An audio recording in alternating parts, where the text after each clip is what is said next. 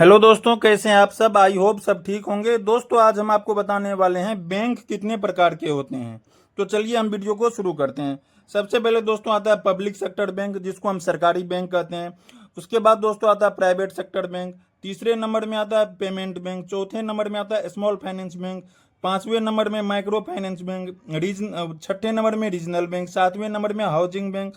और आठवें नंबर में गोल्ड लोन बैंक। दोस्तों, हम सभी 8 बैंकों के बारे में आपको बताएंगे कि ये बैंक कब कैसे काम करता है, किस ब्याज पे काम करता है। तो चलिए दोस्तों, हम आपको पूरा डिटेल में बताते हैं कि कौन सा बैंक कैसे काम करता है। तो सबसे पहले दोस्तों आता है पब्लिक सेक्टर बैंक। ये वो बैंक होते हैं जिसमें दोस्तों भारत सरकार का कम से कम 50% से ज्यादा हिस्सेदारी होती है, इसलिए दोस्तों इसको सरकारी बैंक कहा जाता है। इसकी जो विशेषताएं हैं, इसमें बचत खाता, चालू खाता, एटीएम, एफडी, आरडी, लोन जैसी तमाम सुविधाएं दोस्तों इसमें आपको मिलेगी। इसीलिए इनको सरकारी बैंक आ गया। और सरकारी बैंक के अंदर में कौन कौन से बैंक आते हैं वो आपको बता रहा हूँ। सबसे पहले स्टेट बैंक ऑफ इंडिया, उसके बाद Punjab national bank, bank of Baroda, Canara bank, union bank.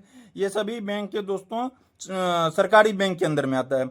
अब आपको हम बता रहे हैं प्राइवेट बैंक के बारे में। प्राइवेट बैंक दोस्तों इसका संचालन निजी कंपनियां करती हैं, इसीलिए इसको प्राइवेट बैंक कहा गया है। जैसे इसके अंदर आता है HDFC, ICI, axis, Kotak Mahindra bank. ये सभी बैंक दोस्तों प्राइवेट सेक्टर के अंडर में आती है।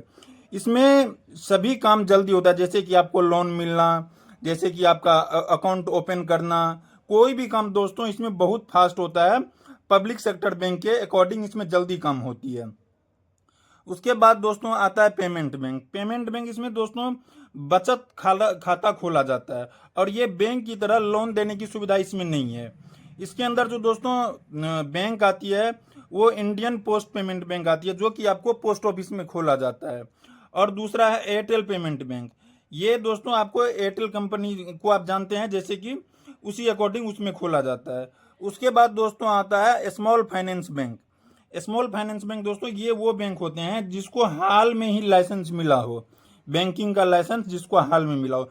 इसका 75% हिस्सा दोस्तों आईटी सेक्टर को जाता है। ये जो लोन देता है इसका 75% हिस्सा आईटी सेक्टर को देता है, और बाकी का जो 25% बचता है वो बाकी छोटे छोटे जैसे किसान होते हैं, छोटे छोटे व्यापारी होते हैं, उनको ये लोन देता है। उसके बाद दोस्तों आता है हाउसिंग बैंक।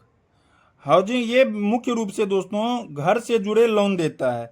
ये देश के अंदर हाउसिंग फाइनेंस सेक्टर को बढ़ावा देता है, और आम जनता के लिए सीधे लोन नहीं देता। दोस्तों इसमें सबसे बड़ी बात यह है कि ये नॉर्मली आम इंसान को ये सीधा लोन नहीं देता है। लोन देने वाले इसमें जो बैंक होते हैं दोस्तों वो एसबीआई है, एचडीएफसी है, एलआईसी है, हाउसिंग फाइनेंस है। ये सब दोस्तों हाउसिंग बैंक के अंदर ये आता है। अब हम आपको बता रहे हैं माइक्रो फाइनेंस बैंक के बारे में। माइक्रो फाइनेंस बैंक क्या होता है? ये मुख्य रूप से छोटे छोटे कारोबारी बिजनेसमैन को लोन देता है, जिसे आसानी से लोन नहीं मिल पाता है। ये अक्सर ईएमआई ग्रुप, जैसे ईएमआई पे आप मोबाइल ले लेते हैं, टीवी वगैरह, एसी वगैरह लेते हैं, इस टाइप का काम लोन देता है। ये साप्ताहिक मासिक लोन देता है।